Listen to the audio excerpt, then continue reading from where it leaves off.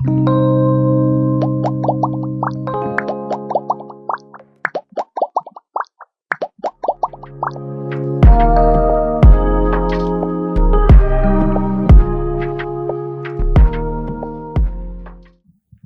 entiendo nada. No sé ni qué me están cobrando. No sé a vos, a mí no me llega nada. Estoy cansado de pagar y que otros hagan la fiesta. No me alcanza para darle de comer a los gurises, pero por momentos veo que a otros sí, y les alcanza para otras cosas. No termino de entender lo que entra, lo que sale, si este recibo dice esto o esto otro. Estos son como algunos testimonios o algunas dudas que creo que venimos escuchando mucho en estos últimos tiempos. Ya hace años, creo. Lo que pasa es que también uno mira para el costado y ve que en otras partes de la región capaz que no estamos tan mal, pero sí es algo como que está latente en diferentes lugares y que escucho mucho. Y también creo que me lleva también a mí a pensar en, no sé qué tan claro tengo esto. ¿A dónde va nuestra plata? ¿A dónde va? No sé si termino de entender qué es lo que hago cuando voy, pago una cuenta. Siento que cada vez son más cosas que tenemos que saber, pero por otro lado, en ningún lugar nos explican o nos enseñan. Entonces, creo que lo que representa mejor como veo hoy la realidad es, siento que nos vamos a dormir con un montón de problemas y nos levantamos con el doble. Y a esos problemas las respuestas están como en esa misma velocidad. Me voy a dormir con los problemas y las respuestas quedan ahí, y al día siguiente nuevos problemas y todo pasa a un segundo plano, pero el tiempo sigue siendo el mismo para resolverlos. Entonces, un poco la idea de lo que estamos encarando hoy, esta propuesta, es capaz que darnos el espacio y el tiempo para poder ahondar y ver si salen nuevas respuestas a las mismas preguntas que vienen sonando hace un tiempo.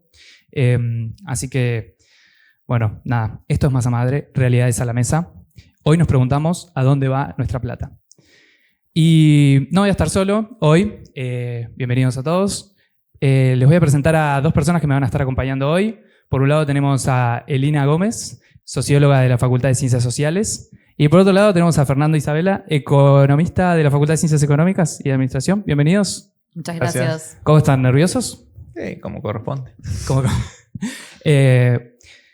Nada, les extiendo la pregunta, que en realidad no me termina de quedar muy claro. No soy una persona muy dueña del tema. Me interesa como, nada, si les abro esta pregunta de ¿a dónde va nuestra plata? ¿A dónde va mi plata? Bueno, la plata va básicamente a financiar algunas tareas, algunos servicios que usamos entre todos. Si vos te compras un alfajor, lo pagás vos y lo disfrutás vos y es una cuestión totalmente privada. Pero hay algunas cosas, por ejemplo, yo qué sé, la calle por la que te movés en la moto anda el ómnibus o la escuela a la que van tus hijos o fuiste vos o otras cosas que las usamos entre todos y por tanto las tenemos que pagar entre todos. Y bueno, por ahí el tema que nos lleva es, bueno, los impuestos. Los impuestos son con lo que se financian esas cosas, ¿no? Bien, o sea, cuando hablamos de impuestos, la pregunta que me surge es ¿qué son los impuestos? Cuando hablas de impuestos. Bien, los impuestos son contribuciones obligatorias que las personas tenemos que hacer al Estado, ¿sí? Ok. Básicamente esa es la definición. Hay muchos tipos de impuestos. En todos los países del mundo existen impuestos.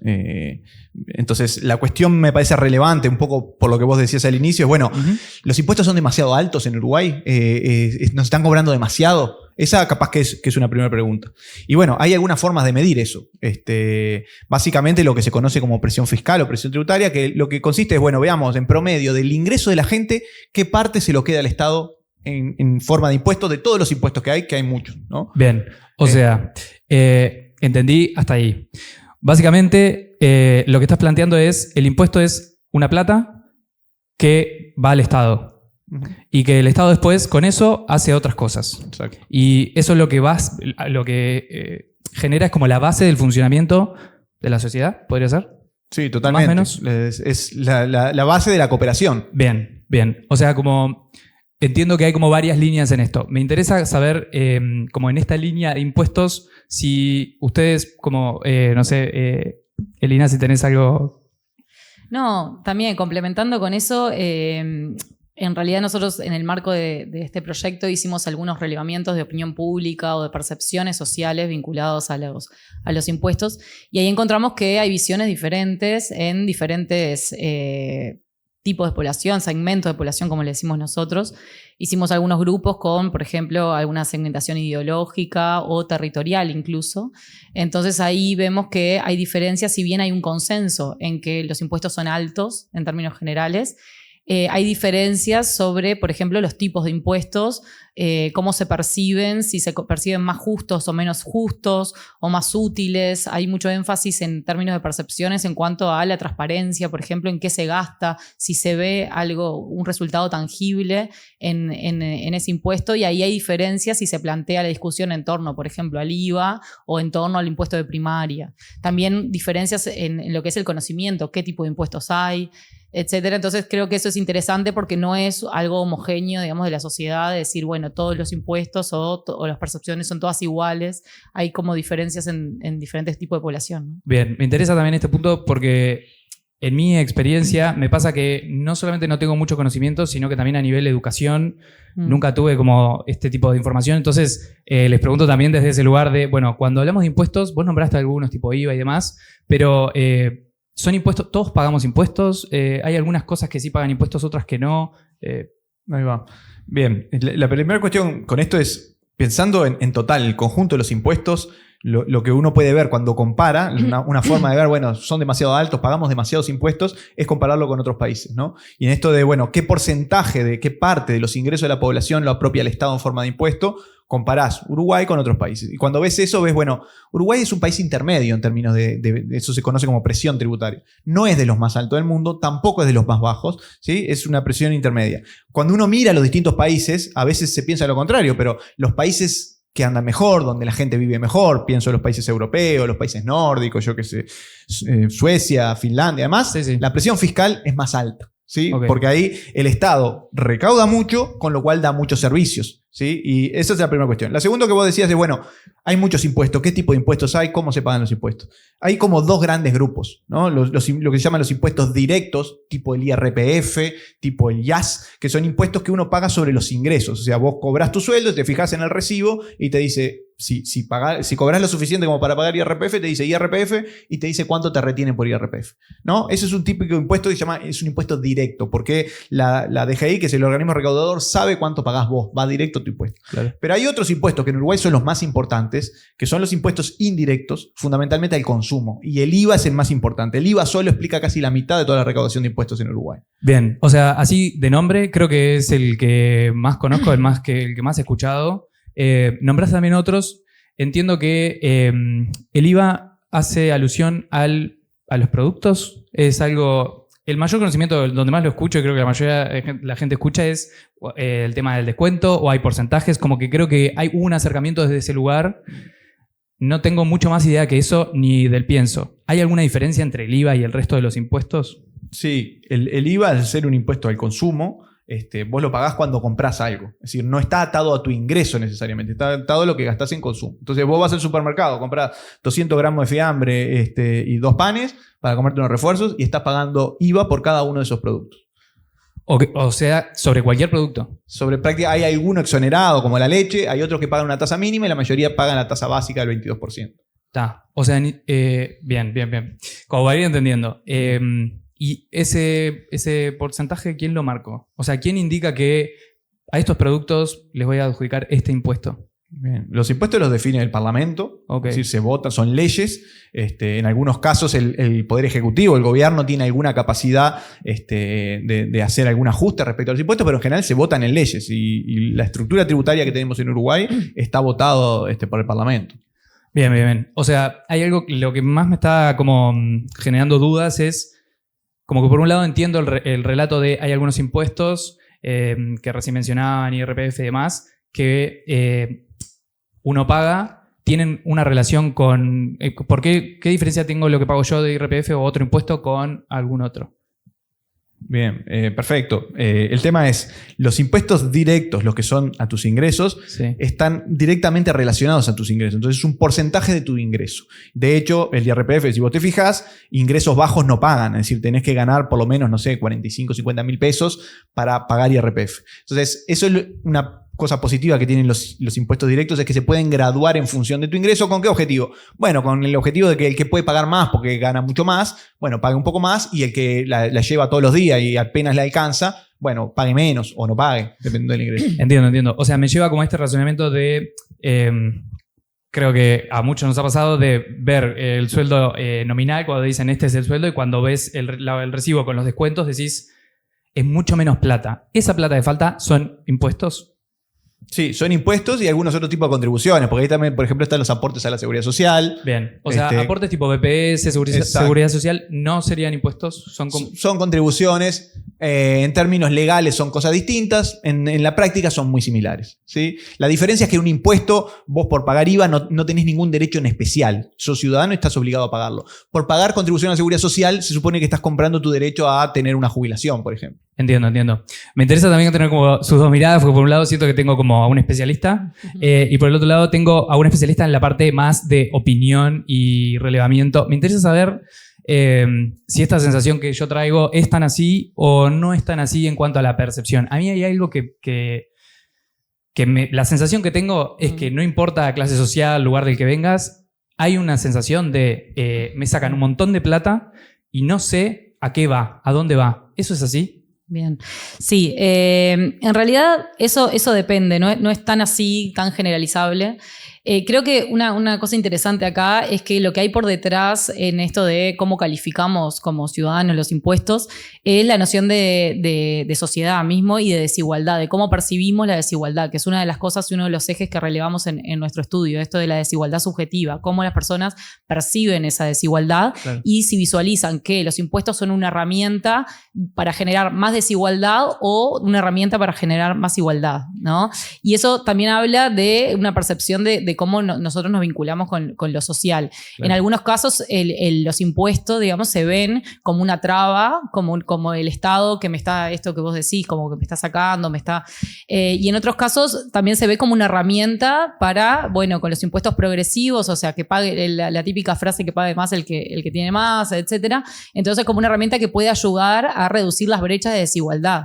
Y también existen diferentes visiones y percepciones en función de, por ejemplo, la variable ideológica y la variable territorial. Nosotros en estos relevamientos hicimos grupos focales que distinguían entre personas con tendencia más de izquierda y tendencia más de derecha y entre Montevideo y el interior, y encontramos que existen percepciones bien diferentes. En algunas cosas, en algunos puntos hay consensos, pero en estos términos de cómo se usa o para qué sirve, digamos, un impuesto, sí existen visiones diferentes en esas dos.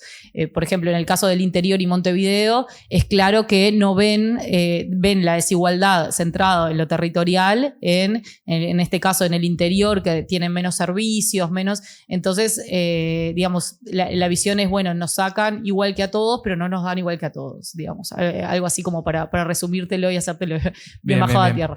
Pero bueno, hay algunas variables que intervienen, digamos, en esas percepciones de las personas. Bien, o sea, si tuviéramos que esta idea de hay una sensación general o hay alguna opinión o alguna forma de sentirse respecto a los impuestos que sea general, ¿no es tan así? O sea, no, capaz que no ese es el punto, pero ¿hay algún otro? ¿O por lo general hay como una diferencia marcada en la percepción?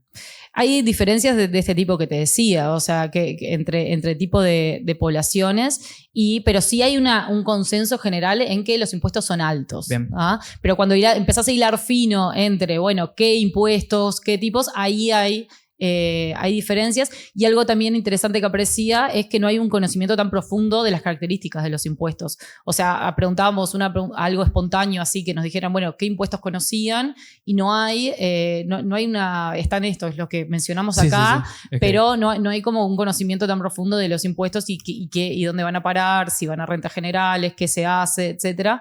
Y hay mucho esta visión de rendir cuentas, ¿no? De decir, bueno, quiero que alguien me diga qué están haciendo. Exacto. Por está haciendo. por eso te decía al principio que, por ejemplo, el impuesto de primaria, decís, bueno, hay una educación que la vemos que es tangible, hay mucho de esto a la hora de percibir de las personas, ¿no? ¿Cómo reciben a la hora de decir, tipo, esta plata está yendo para esto o está yendo para me recibe este servicio? Y bueno, y por ejemplo, las desigualdades, nos aparecía mucho en los grupos, está vivo en la ciudad de la costa y capaz que no tengo las calles, bueno, ahí están todos los impuestos que son como más municipales, digamos, también hay como muchas críticas, entonces el tipo de impuesto también genera vinculado a esto, de ver, bueno, qué es lo que me vuelve en ese sentido, ¿no? Bien, bien. No, me interesa porque está bueno ahora que traen como esta distinción entre capaz que ideologías. Yo no lo tenía tan así, como que en realidad la sensación que me daba era más... como que siento que vengo escuchando como números y cosas y respuestas y opiniones sobre el tema impuestos y como que ha ido cambiando, pero no tanto, como que siempre como que el conflicto oscila un poco, pero no veo como esa sensación como de tranquilidad o confianza de decir, esto lo estoy dando, como ese vínculo de las personas con el impuesto, como el entender tipo esta sensación de esto es mío, ¿realmente están así? O sea, la plata de los impuestos es de uno y nos están sacando.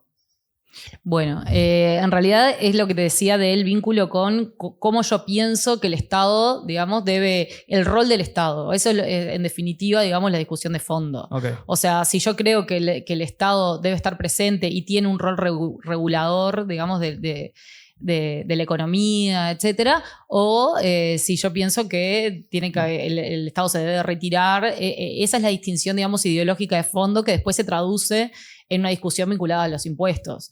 Pero en verdad la discusión de fondo es esa, es como, bueno, cuánto yo quiero el Estado presente o no en mi vida, digamos, y cuánto confío también en ese Estado que va a tener...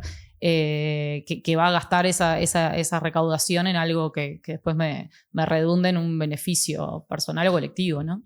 Claro, metiéndome en esto, sí. Un poco con esto que vos decías, Gastón, me parece que también tiene mucho que ver, digamos, la plata, me sacan de mi plata. También es cierto que vos tenés tu plata porque trabajás y te esforzás, pero también vos podés hacerlo porque hay una sociedad más o menos organizada. Entonces, por ejemplo, vos trabajás en una empresa, esa empresa puede funcionar porque hubo un sistema educativo que educó a los trabajadores para que puedan trabajar, porque hay ciertas reglas que permiten, por ejemplo, que la empresa funcione, que el empresario invierta, porque hay otra gente que también tiene ingreso y te puede comprar los productos de la empresa en la que vos trabajás y eso permite que la empresa subsista. Entonces, en definitiva, tu plata es también parte de una construcción que depende un poco de todo. Entonces, con esto también de, bueno, si es mucho, si me sacan mucho, yo creo que también capaz que tiene un poco esas percepciones tan cruzadas por la estructura de impuestos. Es decir, hay algunos impuestos que gravan más a algunos que a otros, ¿no? Y puede ser que a mucha gente lo que siente es que a los impuestos que los graban a ellos en particular son demasiado altos y capaz que no los de todos, y que hay injusticia en cómo se distribuye esa carga, ¿no? Entonces, una característica que tiene la estructura tributaria en Uruguay, que es común a toda América Latina, cuando uno lo compara, yo que sé, con los países europeos, es que acá pesan mucho los impuestos al consumo, los impuestos indirectos, como el IVA que hablábamos recién. Bien. ¿No? Sí. En ese sentido, como ahora estabas empezando a hablar y no te quería cortar, pero como cada tanto quiero ir viendo si entendí bien, porque para mí también hay algunos como conceptos que son nuevos. Entiendo como que ahora que traes el IVA no entra en el mismo campo o no lo englobaría con los otros impuestos que están como grabados en función de mi ingreso. O sea, mis posibilidades. Exacto. El IVA es el mismo para todo el mundo.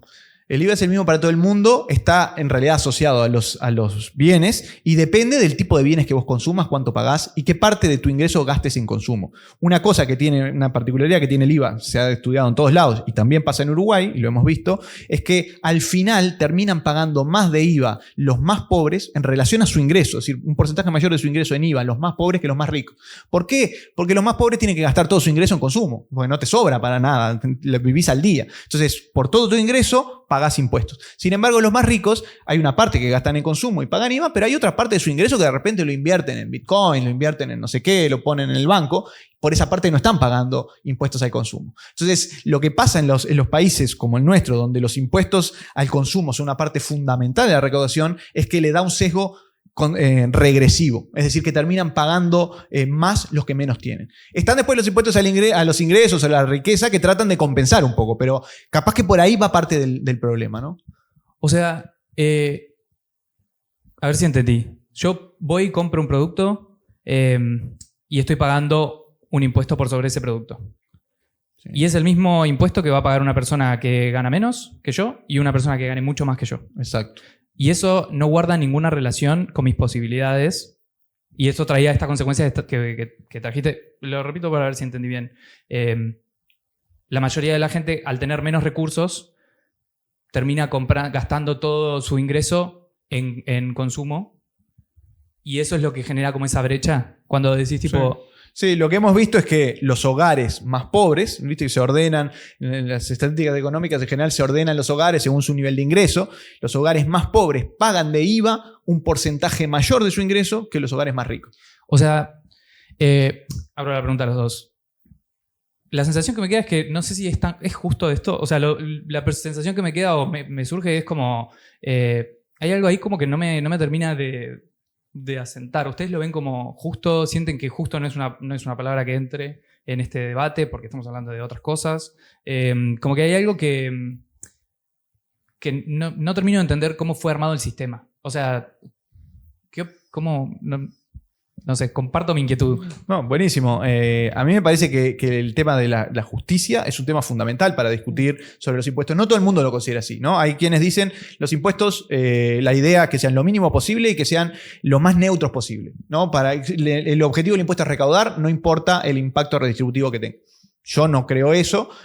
Hay mucha otra gente que no piensa eso y piensa que es muy importante también sobre quién recae, cómo se distribuye la carga, ¿no? Porque en definitiva, financiar los servicios que usamos entre todos, los tenemos que financiar entre todos, pero no todos tenemos las mismas posibilidades. Entonces, tomar en cuenta que esa carga se distribuya de acuerdo a las posibilidades de cada uno, me parece que es una parte fundamental de la discusión. No todo el mundo está de acuerdo con eso, pero bueno, esa es una perspectiva posible. Sí, sí. Y también, o sea, volviendo así como en esto que decíamos, el eje ideológico que parte aguas, también un poco la discusión es esa. O sea, ¿se graba la riqueza o no se graba la riqueza? O sea, ¿dónde se pone énfasis para la recaudación? Y creo que eso también hace, en los grupos que hicimos había como bastantes, había percepciones bien diferentes con respecto a eso. Algunos que decían, no, tenemos que ir hacia un IVA igualitario, así como esto, que sabemos que tiene desventajas en términos de perpetuación de la desigualdad, digamos, o otros que decían, no, tiene que haber impuestos según el ingreso y reforzar ese tipo, como es el IRPF, etcétera, reforzar ese tipo de ingresos. Como que hay dos discusiones. Una es a quién grabamos y después qué hacemos con lo que recaudamos, que también eso genera diferencias. Bueno, si priorizamos políticas sociales o si priorizamos otro tipo o un estado mínimo, digamos. Esas son como las dos cuestiones que están en juego, digamos, en esta discusión vinculada a la desigualdad como más general y a los impuestos en particular, ¿no? Ahí va. Como que hay algo que, con todo esto que están comentando, que me vuelve la idea, que es esta sensación de, como yo pago impuestos, espero algo, como esa sensación de espero algo a cambio, o esto que decían, tipo, bueno, uno paga esperando ver algo o que vuelva, y es como, en realidad, por lo que estoy entendiendo, no es tanto el rol del impuesto, es como, yo pago esto para que se pueda redistribuir y se pueda mover para otros lugares, pero no necesariamente pago esto para que la plaza esté así, o pago esto para que, como, y que como que muchas veces uno mira esto como, creo que vuelve a lo mismo, ¿no? Como esta idea de, como la plata es mía, espero que en algún punto los políticos que voto hagan algo que en algún punto yo pueda ver materializado dónde está mi plata. Pero para mí como que el punto que me está como haciendo clic es esa plata nunca fue mi plata. Como esa plata siempre estuvo pensado, destinada para eso. Como cambiar como la concepción de me están sacando, sino como que es parte de como, no sé, el carnet de entrada, me registré en el sistema. Es, tipo, es parte de, no sé cómo llamarlo, la afiliación al sistema. Nada, como que me queda como resonando un poco eso. ¿Por qué sienten que, si yo todavía capaz que ya lo hablamos, pero sienten que esta visión como, hay una visión negativa sobre los impuestos? Bueno, eso, lo mismo que te respondí antes, o sea, creo que no hay una visión general, o sea, hay eso, énfasis diferentes según tipo de población. Sí hay una percepción general y un acuerdo y un consenso en que son altos los impuestos, pero después eso, hay como visiones diferentes. Me interesa escuchar, ahí va. Como algunas, tipo, ¿cuáles son esas opiniones diferentes? O sea, hay como podríamos como tener 2, hay más, hay muchas. Hay muchas, pero bueno, hay mucho, por ejemplo, vinculado al tipo de impuesto. Cuando hilas fino, o sea, sobre los tipos de impuestos, cuál impuesto, hay algunos que son como más tangibles, digamos, y las personas como tienen una opinión y otros que son más generales y bueno, y es más difícil como percibirlo, ¿no? Pero bueno, en general lo que surgía del estudio es que vinculado a también la brecha entre los ingresos y el costo de vida, ¿no? Que eso es lo que sale mucho cuando empezás a preguntar esto de impuestos, como, bueno, si hubiera un nivel de ingresos que me permitiera cubrir costos mínimos, etcétera, pero hay muchas personas que no llegan y ahí es donde entra como el cuestionamiento a los impuestos, ¿no? Que creo que esa variable está en juego a nivel discursivo cuando vos preguntas siempre se va hacia ese lado, ¿no? Sí. Es que la pregunta que surge es esa, claro. A nivel percepción, como hay opiniones negativas. No sé si hay tantas opiniones a favor, pero capaz que van desde otro lugar. Pero la pregunta que tengo es, ¿qué pasa con los que, si no puedo pagar, si no puedo cumplir con los impuestos, no puedo pagarlo? Siento que los que están como guardan una relación con mis posibilidades, como que está implícito, pago en función de lo que puedo, pero en este tipo de cosas donde no depende de mis capacidades, como empiezo a quedar por fuera. Claro. Sí, y ahí hicimos aplicamos otra técnica de opinión más generalizable, una encuesta donde se preguntaba, por ejemplo, ¿por qué pagas impuestos? ¿No? Y estaba esto de, bueno, porque es obligatorio, porque no tengo otra, digamos, o porque realmente siento que es una herramienta de desigualdad, y ahí también hay diferencias en lo que perciben las personas, o sea, la razón por la que lleva a pagar impuestos, que en algunos casos es esto, no me queda otra, y en otras sí se piensa que es una herramienta que puede ayudar a reducir la brecha de desigualdad, por ejemplo. Claro. Yo creo que están las dos cosas, y las dos cosas son importantes, ¿no? Una es, bueno, ¿qué se hace con mi plata? Es decir, ¿a dónde va? Bueno, va a financiar servicios públicos, a la educación, claro, a la salud, a la policía. Ese es un aspecto que es importante, sin duda es importante. Hay otro que es bueno, ¿cómo se distribuye esa carga? Porque al final los servicios los usamos entre todos. ¿Los tenemos que pagar todos igual? ¿O es razonable justo que si alguien gana 10 veces más que yo, pague 10 veces o 20 veces más impuestos que yo, ¿no? Y ahí entra el tema del efecto distributivo. Entonces, yo creo que son dos dimensiones. Las dos son importantes. Para algunos pesa más uno y para otro pesa más otro. Pero me parece que las dos son súper importantes. Bien. Me gustaría como, si tuvieran que resumir brevemente esto que estuvimos hablando. Si quisieran que yo me quede con algunas ideas puntuales de lo que me acaban de contar, como para hacerme un listado. Soy muy de los listados y punteos. Si tuvieran como que hacer como englobar un poco estas ideas o decir, bueno, de estos temas yo me quedaría con esto. Bueno, no sé. Dale. Puede ser juntos, puede ser al coro.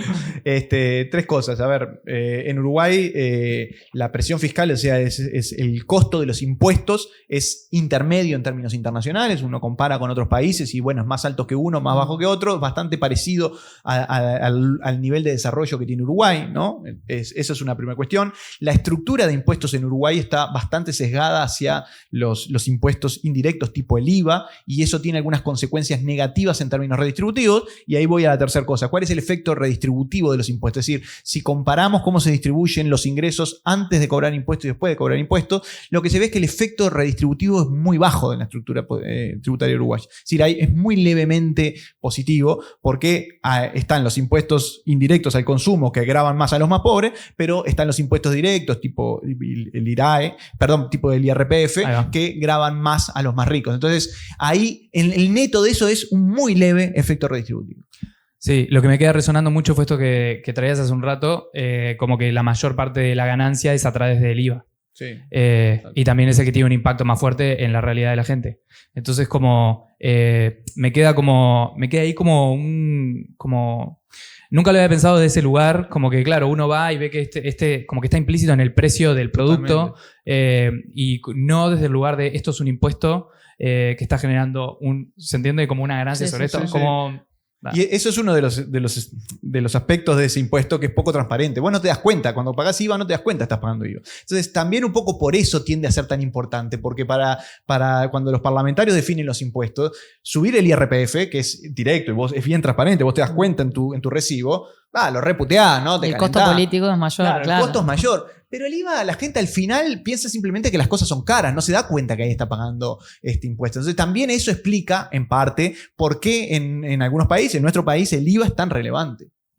Sí, sí. Y después un tema vinculado a esto, como al costo político y más vinculado a lo político partidario. Nosotros este estudio lo hicimos en plena campaña electoral y también hicimos un análisis de la presencia del tema impuestos en los programas de los partidos, digamos, y como el tratamiento en medios. Y ahí ves que este tema, el encuadre de este tema es diferente según el partido, aunque hay algunos consensos y después en lo real a veces no hay tantas diferencias. Sí, a nivel discursivo es como un botín de guerra, digamos, bueno, se bajan impuestos, no se bajan impuestos, como que es algo que es usado para un lado o para el otro por los partidos políticos. Entonces hay toda una dimensión de esto, no solo de las percepciones de las personas, sino de, bueno, cómo lo pongo en juego en el juego electoral, para la redundancia. Entonces creo que eso también es importante como para analizar cómo se tematiza el tema impuestos. Ahí en los grupos nos salían que había como mucha desconfianza en que después se cumplan las promesas de no bajar impuestos. Entonces algunos políticos tienen más recaudos en hacer ese tipo de promesas y otros no. Entonces también eso como... y después también con el otro aspecto que decíamos, que es qué se hace con esos impuestos. O sea, se sube, se baja y a veces las disyuntivas que hay en campaña son muy reduccionistas, ¿no?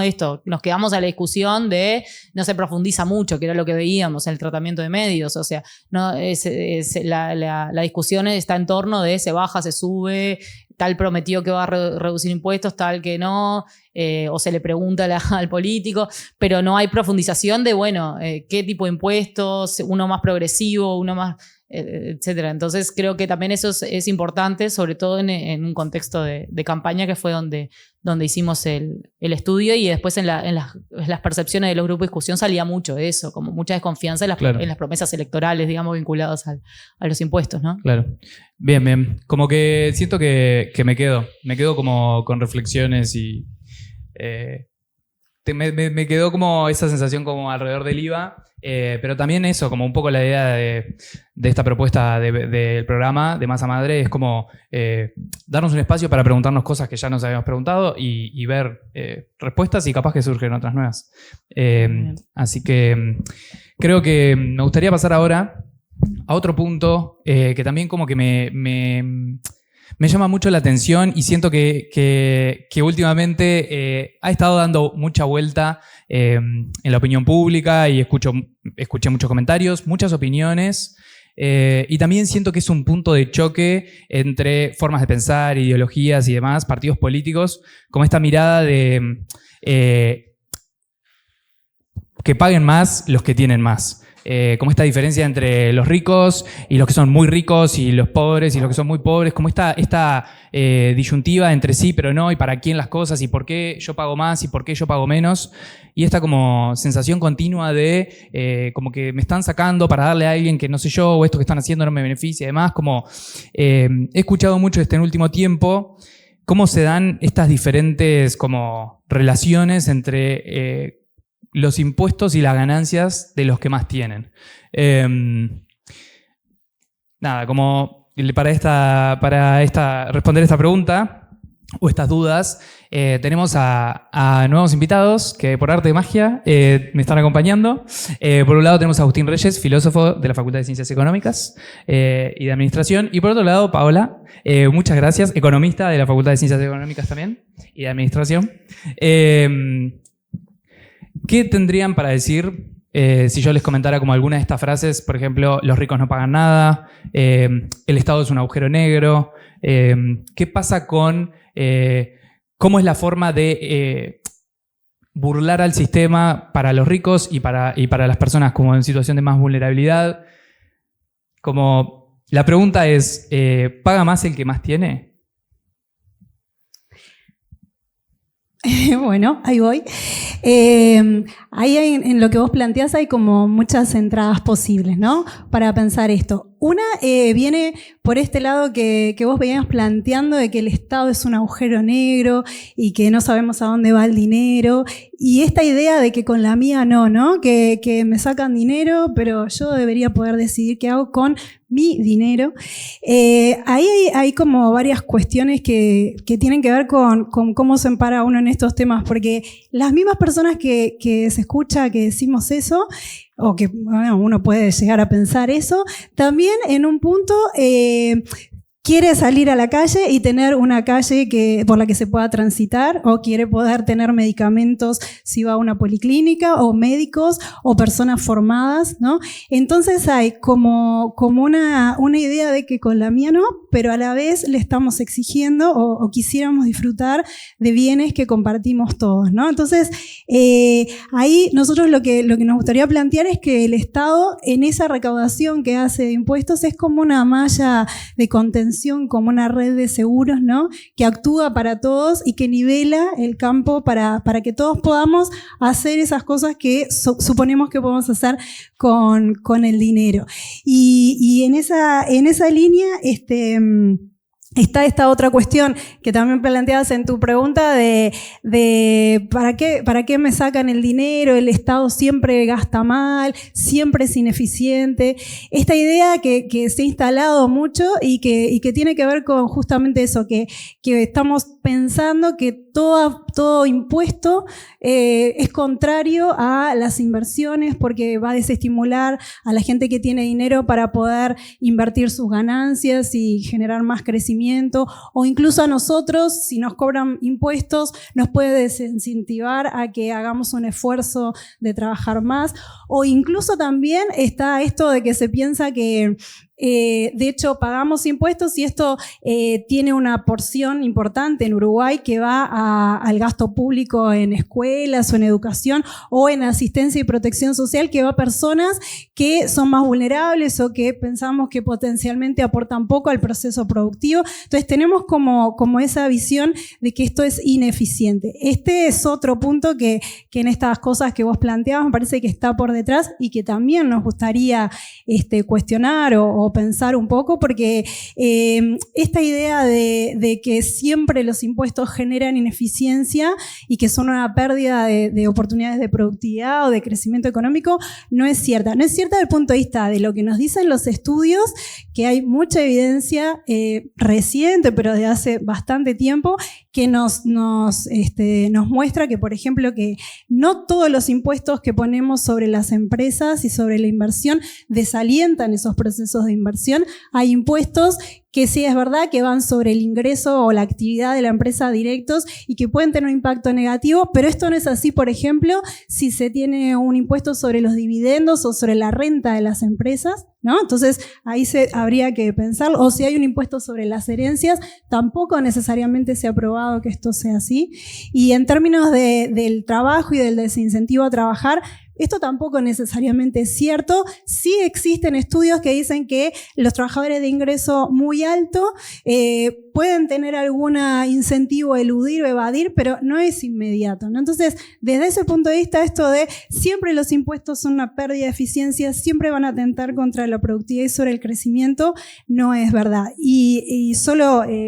me gustaría que Agustín también dijera, pero quería plantear esto otro, que esto es como más de los estudios, pero si uno mira la historia y mira el mundo, digamos, los países más ricos es donde más se recauda y son los menos desiguales. Entonces, en esos países tenemos impuestos fuertes sobre los ingresos, sobre las personas muy ricas, y eso no ha impedido que esos países tengan ganancias importantes de productividad y tengan y puedan tener crecimiento, productos per cápita elevados, ¿no? De hecho, tienen los productos per cápita más elevados del mundo. Estoy pensando en los países desarrollados de Europa y estoy pensando en Estados Unidos, que los momentos en que más tuvo crecimiento de productividad en la historia son los momentos en que tuvo, a su vez, impuestos más altos sobre las personas más ricas. Entonces, como que estas ideas de esto es un agujero negro, nos roban y esto no sirve para nada, quedan en cuestión con la evidencia, ¿no? Bien, bien.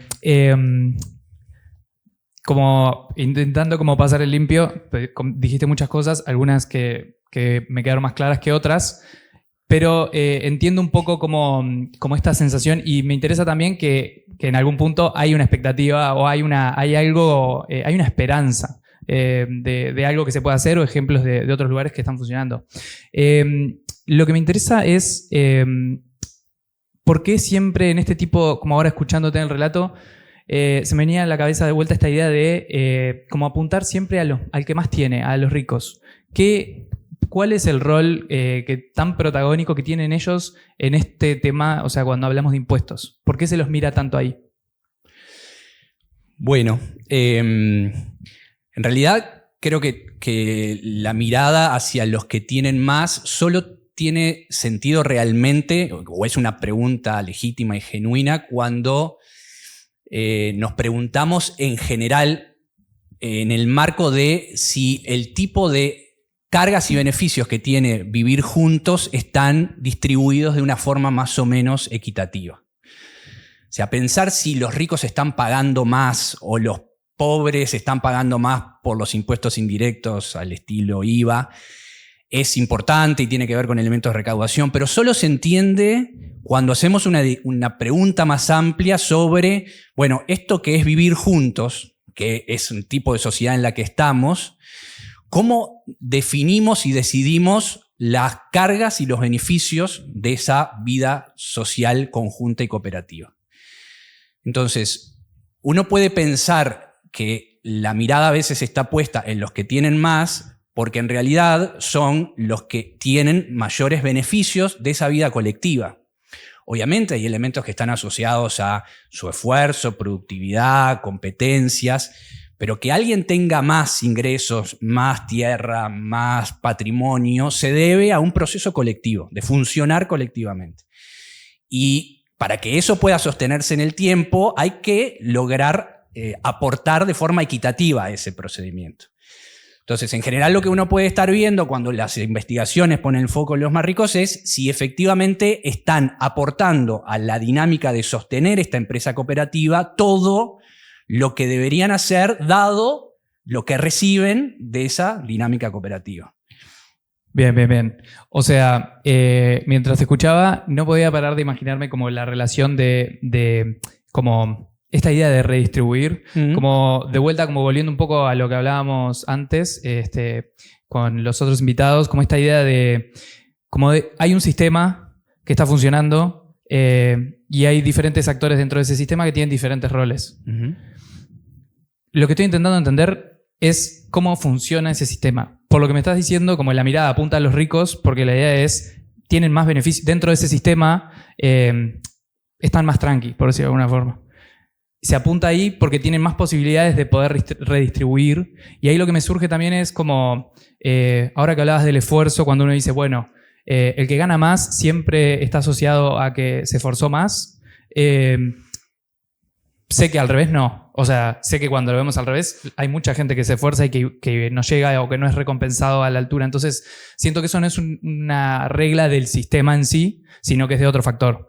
Pero como que estoy como intentando entender como cuando hablan de redistribución, ¿de qué están hablando? ¿Qué implicaría redistribuir? Bueno, implica muchas cosas, entre otras, implica... A ver, hay una primera aproximación en general que uno piensa que la redistribución es básicamente redistribución de ingreso, para decirlo de una manera, de quienes tienen más a quienes tienen menos. Pero esa no es la única idea de redistribución, por lo menos relevante a la hora de pensarnos colectivamente como esto, una sociedad que trata de vivir juntos y ser estables en el tiempo. Podemos pensar en la forma de redistribuir las cargas y los beneficios de vivir juntos, de cómo redistribuimos o cómo definimos quiénes van a tener ciertas cargas por los beneficios que han obtenido y quiénes van a tener menos carga. Entonces la redistribución es una redistribución de ingresos en un primer nivel, pero siempre en el fondo es relevante pensarla como una distribución de esto, las cargas y los beneficios, los derechos y las obligaciones de participar en esta empresa colectiva que es la vida en sociedad. Entonces no es una señalización de un comportamiento desleal de los más ricos necesariamente, ni es una forma de castigo desde los que no está motivada por la envidia o el resentimiento de las clases o de los sectores menos privilegiados, sino que la genuina preocupación por la desigualdad y la redistribución tiene que ver como si efectivamente esa forma en la que definimos cómo vamos a asignar cargas y beneficios es justa. Todos los que participamos en ese sistema estaríamos de acuerdo en que esta es una justa distribución. Habrá gente que vamos a premiar, por ejemplo, el esfuerzo individual en algunas cuestiones. Quizás lo vamos a premiar específicamente con mayores ingresos o reconocimiento, pero quizá tal vez también entendemos, es algo que dijo Fernando en la participación anterior, es que para que alguien llegue a tener ese logro, hay un conjunto de elementos de la vida cooperativa que tienen que estar. Bienes públicos garantizados, cuidados garantizados. Claro. Por lo tanto, para mí la clave de todo esto es sí pensar en el peso, en la carga que pueden tener los impuestos en la vida de las personas, y que hay un elemento técnico específico que generalmente desde la disciplina económica se aborda de forma privilegiada, pero que para una sociedad solo tiene sentido pensar en los impuestos si los pensamos en el conjunto del resto de los acuerdos que tenemos para vivir juntos y cómo distribuimos las cargas y beneficios. Entendí. Me da una sensación, capaz que corríjame si no es así, me suena como muy Disney, como muy el mundo ideal. Acá me parece como, me gustaría introducir este tema que surgió también antes, como de las percepciones. De cómo de un lado se ve a los ricos y cómo del otro lado se ve tipo, ¿por qué a mí? ¿Por qué yo? Porque creo que hay una mirada distinta sobre esta misma problemática a la hora, por ejemplo, de, capaz que no tanto de cumplir con los impuestos, sino de evadirlos y decir, bueno, está muy puesto el foco. He escuchado muchas veces como las personas en situaciones más vulnerables se cuelgan de la luz, están ocupando, no están pagando impuestos, no están haciendo esto, y se pone mucho el foco ahí, y en realidad como pensándolo ahora como en esta idea de sistema, con una persona de mayores ingresos que evada el sistema y evada a pagar impuestos por ciertas cosas, equivale a cuántas personas en situación vulnerable que no. Entonces como el impacto que termina teniendo como en la mirada esta egoísta que les he compartido, que un poco he escuchado como, y también por momentos siento que tengo esto de esto es mío, esto no es mío, y como de construir esa idea de esto es como parte del funcionamiento del sistema, técnicamente nunca fue mío. Un poco lo que me queda ahí es como esa sensación de cómo influyen las realidades de la gente y las diferentes miradas en este sistema, así como lo plantean, que suena perfecto. Sí, en realidad, más que perfecto, lo que nosotros tratamos de plantear es un poco esta idea de esta organización de un sistema de impuestos que recauda para tratar de gastar en bienes públicos y en algunos bienes públicos que potencian las capacidades de las personas, por ejemplo, la educación, la salud, los cuidados, la seguridad social. Bueno, esta forma es lo que permite que tengamos sistemas capitalistas dinámicos, por ejemplo, y economías dinámicas, que las empresas puedan tener gente a la que contratar, si se quiere, que las democracias tengan ciudadanía que pueda participar de los procesos. Entonces, no sé si es tan como un mundo ideal, sino es tratar de ir empujando a que ese mundo pueda funcionar con reglas más equitativas, ¿no? Y en ese sentido, la experiencia histórica, justamente lo que nos muestra es que hay sociedades que han logrado gravar, o sea, recaudar impuestos de una forma más progresiva que la que logramos en Uruguay, porque como comentaba ahora Agustín y Fernando y Elina en la parte anterior, la mayor parte de los ingresos los obtenemos de los impuestos indirectos que no tienen en cuenta esta capacidad contributiva, y en otras sociedades sí que tiene un peso más grande estos impuestos que sí consideran tu potencial de contribución. Entonces, cuando tenés por un lado una estructura de recaudación que contempla cuánto puedes pagar, ¿no? Y cuánto tenés, y una estructura de gasto que contempla la importancia de estos bienes públicos que son estas cosas que son súper normales, ¿no? La educación, la salud, todo esto genera ambientes en los que podamos convivir, ¿no? En más paz, con más seguridad, con más confianza. Todo eso genera sociedades que potencialmente van a ser más dinámicas, ¿no? Entonces es como una cuestión que se va retroalimentando. Entonces hay sociedades, como decía, que sí lo lograron y que si vos mirás cómo quedaría la distribución del ingreso, ¿no? Si no interviniera el Estado ni gastando, ni recaudando, ni gastando, tendrían niveles de desigualdad súper altos, incluso como los que tenemos los países de América Latina, serían muy parecidos a los países ricos.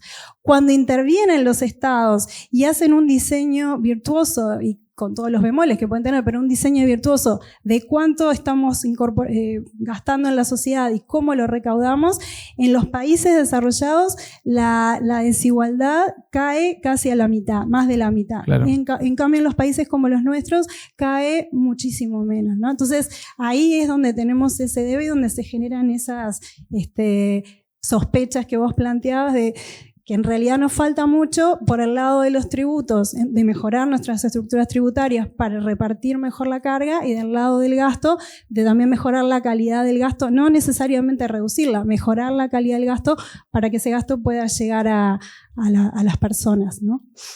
Bien. Me quedé con algo que comentaste con respecto a lo de...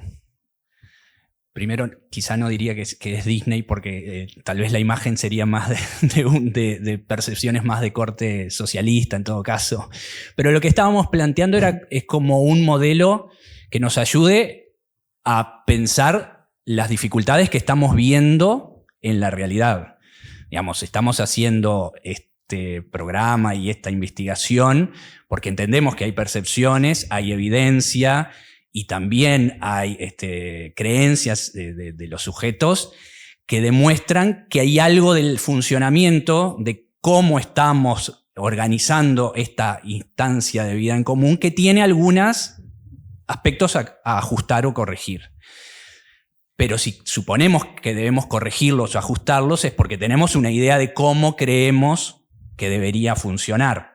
En ese sentido, lo que planteábamos es como una idea de si vamos a seguir viviendo juntos en un tipo de organización en el que todos quisiéramos poder vivir en todo caso y no apartarnos radicalmente, ¿qué aspectos deberíamos ajustar? Si es que hay algunos que deberíamos ajustar. Y me quedé con una cosa que vos dijiste con respecto a las percepciones. Uh-huh. Las percepciones de todos nosotros, obviamente, son legítimas y genuinas, y también sabemos que están mediadas por los discursos y los relatos de los grandes medios de comunicación, de las redes sociales, de los ámbitos en donde socializamos. Algunas de las ideas de la relación entre mis ingresos y los impuestos, que están como más en el discurso público actual, son construcciones de parte de algunos relatos. Tienen que ver no solo con evidencia, sino con una forma de pensar estas problemáticas sociales. Entonces, también parte del interés de nosotros como grupo de investigación es ayudar a aportar un complemento, una mirada complementaria o alternativa sobre estos relatos, aportando evidencia y aportando aspectos como políticos o filosóficos que nos ayuden a entender qué otras formas de poder mejorar la organización de la vida en común, por ejemplo, a partir de la manera en que recaudamos y financiamos ciertos aspectos, se tienen que dar. Con lo que quiero decir es que las percepciones son muy valiosas y sobre todo construyen muchas veces o motivan la acción de los individuos en sociedad, a lo que terminamos votando en las elecciones o el tipo de manifestaciones que hacemos. Tenemos que saber que esas percepciones están atadas a ciertos relatos más masivos en algunos casos y más laterales en algunos otros. Y lo interesante es dotar a este aspecto de la discusión pública de mayor cantidad de elementos para mejorar esos relatos. Bien. Sí, me quedé como con varias cosas. También esta idea de como del funcionamiento, capaz que más Disney o perfecto, viene como en este rol que si uno piensa esto que me están comentando como el Estado como un sistema, pero también hay como está el rol humano. Y las diferentes miradas empiezan a jugar como este rol que pueden empezar a ser tipo, bueno, como desconfiar de las características de la humanidad, de las personas. Entonces ahí uno empieza como a... No sé si son opiniones, asumo que también a nivel ideológico los diferentes partidos políticos han ido tocando, como han tenido su propia mirada sobre el tema. Pero algo que me queda resonando también es... últimamente está como muy en boga y está creciendo mucho acá también en Uruguay esta mirada como más como libertaria sobre lo mío y esto es mío, como esta visión de, bueno, obviamente el impuesto están robando y el Estado y el rol del Estado y demás, como que se pone como en jaque. Como me interesa ahondar si esto funcionaría, ¿hay algún riesgo? ¿Cuáles serían los riesgos? Si funcionaría una perspectiva libertaria. Sí, si esta perspectiva que ellos plantean, como no, si en este sistema los que plantean es, bueno, el Estado está manejado por personas y ahí es donde empieza como a perder credibilidad en algunas áreas porque basta con un caso que nos haga desconfiar, que después todos empezamos a desconfiar en general de las cosas. Como esta mirada de, bueno, no sé, ¿es una posibilidad real decir, bueno, que cada uno como dejar de confiar en esto y esto es mío, entonces a partir de ahora yo tengo como poder sobre estas cosas? Es una posibilidad real que ese tipo de discursos impacten en nuestras sociedades y de hecho lo están haciendo y funcionan en estas percepciones que vos estás manejando. Como planteaba Paola, en realidad es muy probable que la versión literal de una sociedad libertaria en la que la única institución que tuviera cierta posibilidad de influir en el comportamiento de las personas fuese el mercado y eso permitiese una organización estable en el tiempo, la evidencia que tenemos es que no. Es que para que el mercado inclusive funcione, se necesiten un conjunto muy amplio de instituciones, entre otras el Estado. El Estado garantizando una cantidad de derechos, inclusive de aquellos que participan en el mercado, es central para que la sociedad no colapse a los 3 minutos. Claro, te sigo. Por lo tanto, en ese sentido, es muy difícil de pensar que efectivamente el modelo como más idealizado de lo que proponen ciertas perspectivas libertaristas, funcionando de hecho, pudiese soportar en el tiempo, pudiese extenderse en el tiempo.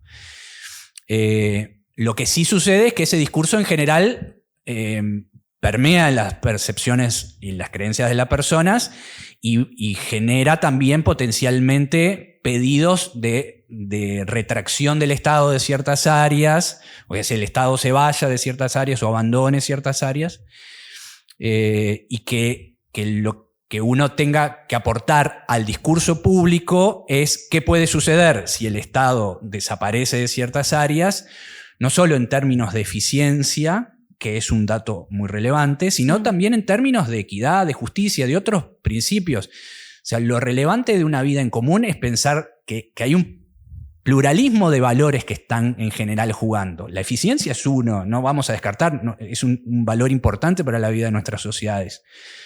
Pero la equidad también y la solidaridad también. Por ejemplo, en sociedades como la nuestra o en Uruguay, que se autopercibe como una sociedad relativamente solidaria en el cuidado de los otros, solo organizar nuestra vida en común en base a la eficiencia sería como perder parte de la identidad de lo que somos. Por lo tanto, yo creo que efectivamente cierta idea de discurso libertario tiene impacto en un conjunto de personas. Sospecho o espero que la puesta en práctica no sea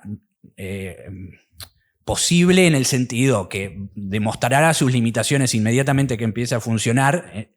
Y además, espero que también haya esto como una especie de cuidado social de múltiples actores que por lo menos digan, pongamos a discutir en el ámbito público varios de estos principios o valores o modelos alternativos, o si creemos que el Estado tiene algunas problemáticas o deficiencias a la hora de ejecutar sus fines, quizás haya algunos aspectos de ajustes y de reformas, pero entender que las sociedades como las vivimos hasta ahora, en las que confiamos que pueden ser lugares todavía potencialmente amigables para que un colectivo humano viva junto, requiere más instituciones que el mercado, para decirlo de una manera. Entiendo. O sea, como si tuviera que pasar en limpio,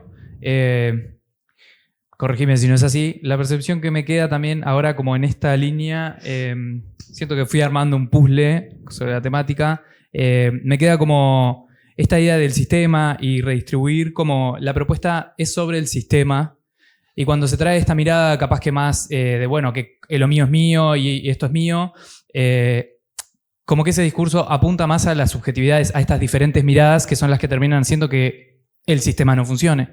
Y también esto que traes, corregime si no es así, a ver si las conclusiones están bien, como esta propuesta no funcionaría a largo plazo porque no es algo que vaya sobre el sistema en sí, sino que en realidad empieza como a generar, como a actuar sobre los actores del sistema, no tanto sobre el sistema.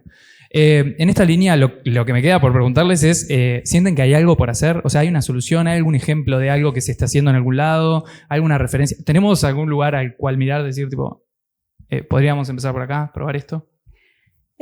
Bueno, un poco lo que te contábamos de las experiencias de otros países en que se logran mejores niveles de distribución es un ejemplo de lo que se puede hacer. Hay periodos de la historia de la humanidad en que se logró recaudar mucho y gastar mejor y las sociedades efectivamente redujeron sus niveles de desigualdad.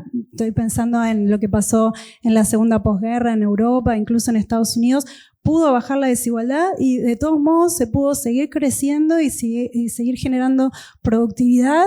Por lo tanto, no hubo una pérdida de eficiencia, que esto que decía Agustín, que puede ser un mecanismo de preocupación, un tema de preocupación, no se dio en la realidad. Entonces, desde el punto de vista histórico y desde el punto de vista de otros modelos que están funcionando, sí que podemos aspirar a mejorar nuestro sistema. El uruguayo es un sistema en línea con esto que decía Agustín, de que estas ideas libertarias habría que ver de qué manera aprenden o de qué manera se expanden, porque Uruguay tiene una tradición de ser desde el fondo de la historia, digamos, pero desde que el Estado se instala, digamos, de forma consolidada a fines del siglo XIX, tenemos un nivel alto de gastos que se llaman sociales, que están orientados a esto de generar capacidades, de generar convivencia, educación, desarrollar a las personas, que tienen que ver con la educación, con la salud, con la vivienda, con la protección social. De hecho, somos el país de América Latina que tiene un nivel de bienestar y de expansión de este tipo de Estado más alto y de este tipo de gasto más alto. Entonces son recursos que nosotros como uruguayos estamos acostumbrados a que destinamos a esas áreas y eso es parte de lo que nos ha definido en nuestra condición de ciudadanía en Uruguay. Está atravesada por ese tipo de gasto. Entonces,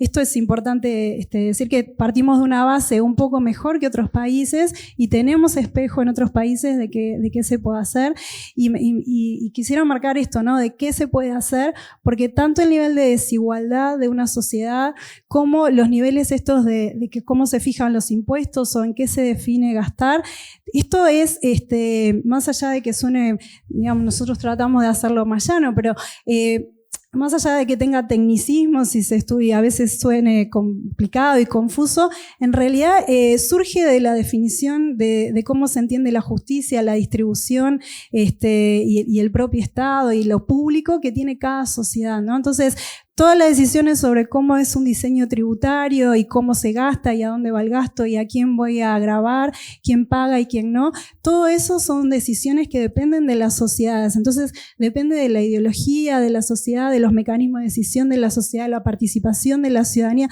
No son cuestiones dadas ni que vienen de afuera y por lo tanto son reversibles, ¿no? El sistema que tenemos hoy está, bueno, hay bueno, hace un rato conversábamos, hay mucho en el nuevo gobierno, hay mucho para discutir con esto del diálogo social, el tema impositivo, mucha forma de poner sobre la mesa desde distintas perspectivas cuestiones que nos parecen que estuvieran dadas y no está todo por discutir porque esto es absolutamente dependiente de las personas, ¿no? De la ideología de las personas, de los sentimientos de la sociedad, del sentido común de la sociedad de cada momento. Entonces, esto es algo que puede cambiar. Entiendo. Lo dijo perfecto, no tengo mucho más para agregar. No, solo esto o dos cositas. Una es, todas estas temáticas tienen como una posibilidad de abordaje, como para decirlo, general, universal, mundial, y tienen una bajada local. La temática de los impuestos y la desigualdad tiene una forma de abordarla más general universal y también tiene una, que era lo que decía Paula, vinculada a nuestra tradición, a la tradición de cómo nos percibimos como sociedad en Uruguay, cómo es nuestro estado de bienestar y nuestra estructura de protección social, de qué cosas en general los uruguayos nos sentimos orgullosos. O sea, si una pregunta a uruguayas y uruguayos de qué cosas se sienten orgullosos, muchas veces esas remiten a construcciones colectivas donde se aportan o se acceden a ciertos bienes públicos, por ejemplo, típicamente la Universidad de la República. Por lo tanto, ahí hay una idea de que la respuesta a la pregunta sobre la justicia o la injusticia de los impuestos y de las cargas requiere también pensarla desde el lugar en el que estamos. Y es muy probable que en el lugar en el que seamos más...